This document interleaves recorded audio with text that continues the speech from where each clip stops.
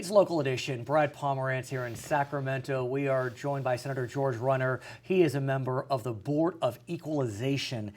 And sir, I have learned over the last year or so that we are facing a housing crisis. Yeah.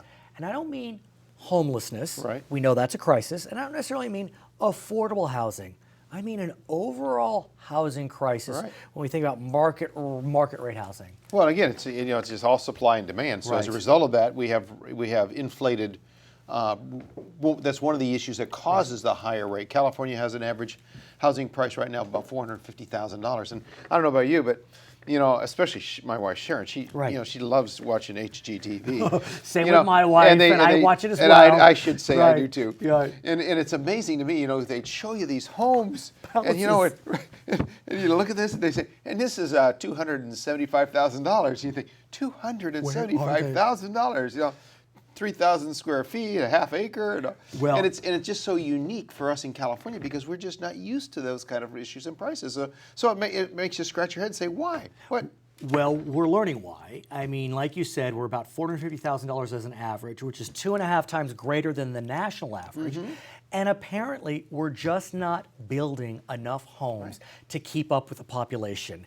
And in Los Angeles County, your original home, I mean, we're about 35,000 homes short every year for the last 3 decades. Sure. So in essence, then you ask yourself, what does that do? Well, what that does is it creates any shortage, then makes prices go higher, and then it just falls down from there. It makes apartments more expensive.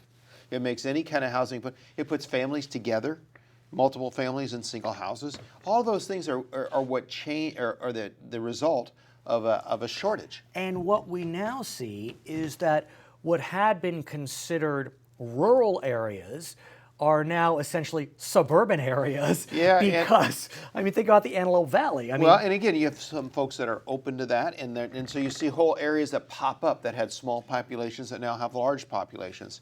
But then you have other areas, and it's really interesting because it's not the issue of land use is not a conservative liberal discussion. You can drive here west of or east of Sacramento area here where we're at, and you can go into the foothills that are very conservative foothills, and they'll have right now. They just ran through an election. One of the primary election issues is don't let these people build their houses here. Growth. And so it's interesting in the sense that and that generally is seen as more of a liberal position, a slow growth position. Where it conflicts is the issue of property rights. Right. And normally the conservative position would be, hey, it's property rights. People should do what they want to, unless it has effect on what I want. And then all of a sudden, hey, I have an opinion about this. Of course. So again, and so you have a series of issues that makes it harder. Number one, and the reason what happens then in places like, in different places, Yolo County, wherever it is they end up putting more restrictions on, so that drives the price up. Right. They put on more requirements. If you're going to do this, you need to make sure that you put in some extra money for the firehouse, for the park, for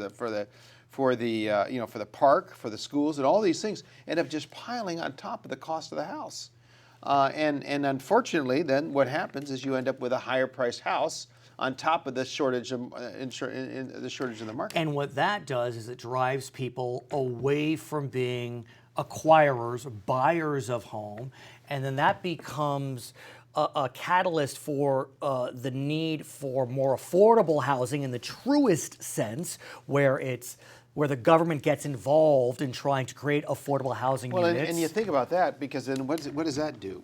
The whole concept of affordable housing then is a couple things. Number one, it's either government subsidized, so because housing prices are going up, our taxes are going to make up the difference, or it goes to the builder, and the builder, we say, okay, builder, you're going to build some houses, but we need you to set aside a certain amount of these in order to make them affordable.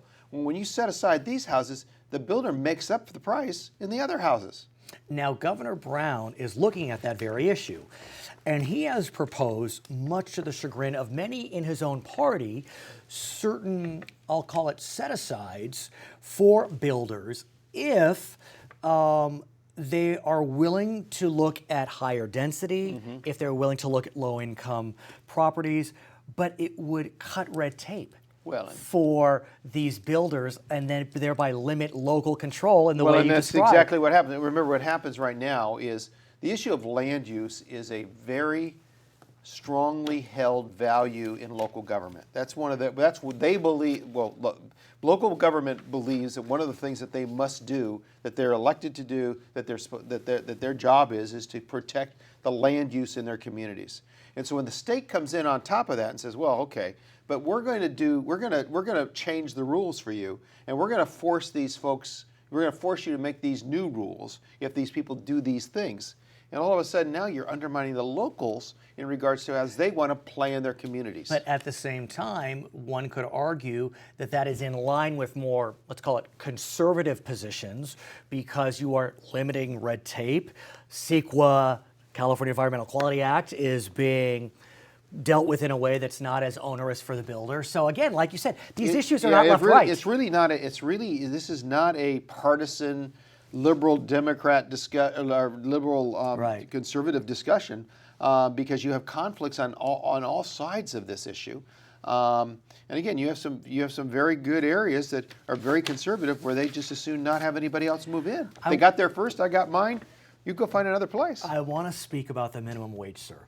As you know, there was a plan to put a minimum wage increase on the ballot statewide in November. Ultimately, a deal was reached in which the governor signed that set a $15 minimum wage. Of course, it's in tiers, and it goes up to $15 in 2022. There are some carve-outs for smaller businesses.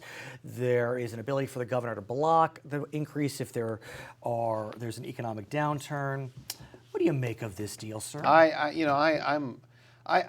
get the idea that we're trying to figure out how to help people, with a wage, but fundamentally there's some issues that you got to get across. You got to get through. Number one, I've never believed that the minimum wage was supposed to be a wage to which you should raise a family on.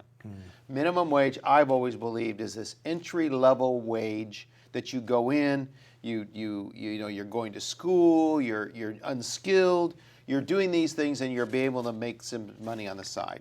The problem is, as you drive up that minimum wage, the unskilled are the ones that get hurt the most. Because now all of a sudden, if I'm going to pay $15 an hour or $12 an hour, whatever as it tiers up, why would I hire the younger unskilled person when I could get somebody who's probably a little more skilled, a little more experienced? But if there's going to be a minimum wage increase, do you believe it's more beneficial to have that be statewide as opposed to by jurisdiction? Well, actually, that's another problem, because the minimum wage in San Francisco, again, the cost of living in terms of being able to survive in San Francisco is a whole lot different than in Fresno. And let's talk about that, because our friends in Oregon, and I wouldn't call Oregon a red state, they have set a minimum wage platform with tiered increases. So in urban areas, the minimum wage is a certain level. In suburban, it's a little less. And in rural, it's even less than that.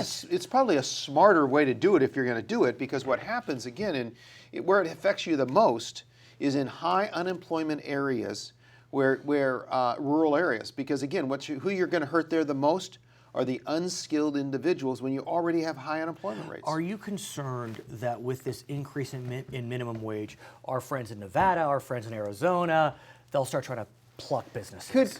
That's always an issue. I'm not sure how many businesses that are kind of on the minimum wage side are that transferable. Usually you think about the fast foods, some of those kinds of folks. Which brings up a very good point. Right. So I'm not so concerned about them saying, well, I'm not going to open a McDonald's here. No, they're going to still open a McDonald's here. The problem is, how automated will that McDonald's be? Right. How many less jobs will there be in that McDonald's? I think that becomes the greater concern in regards to that adjustment that people are making. Okay, his name is Senator George Runner. He is a member of the Board of Equalization in the state of California. My name is Brad Pomerance in Sacramento. This is Local Edition.